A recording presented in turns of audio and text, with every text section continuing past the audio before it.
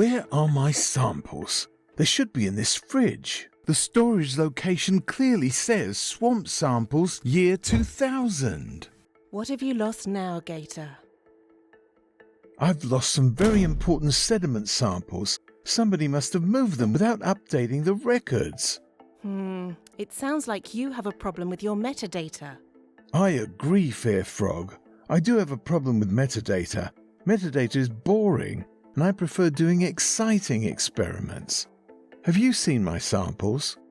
Sorry, Gator, I haven't.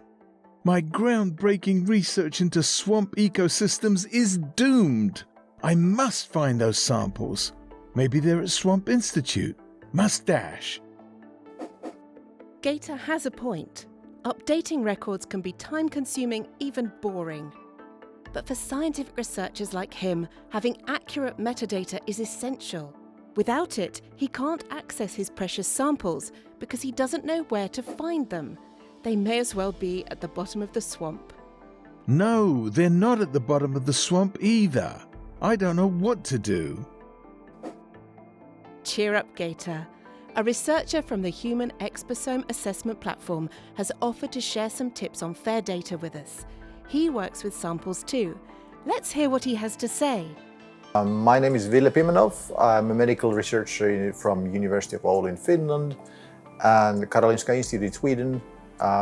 We do exposome research using the large Finnish maternity cohort, which entails more than 2 million samples across the entire female population in Finland.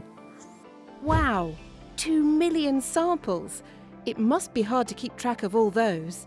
Have you ever lost any? Indeed.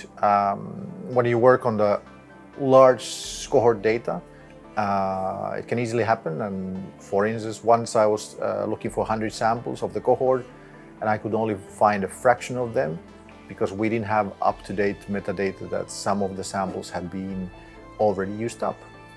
That's a good point. It's important to think about what metadata categories will be useful to other researchers.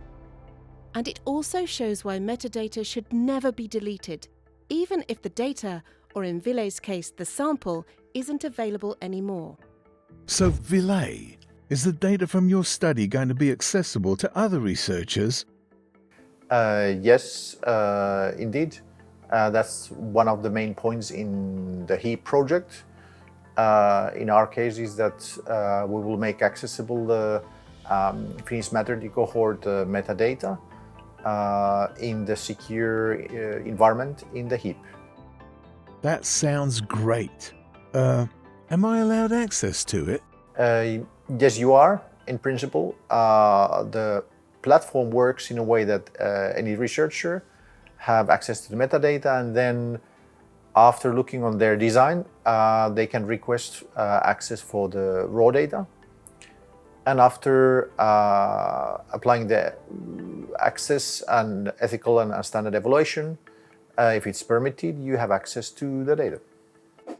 Thanks, Ville. That reminds me of another important point. If there are data access rules, these should be clear and simple to follow.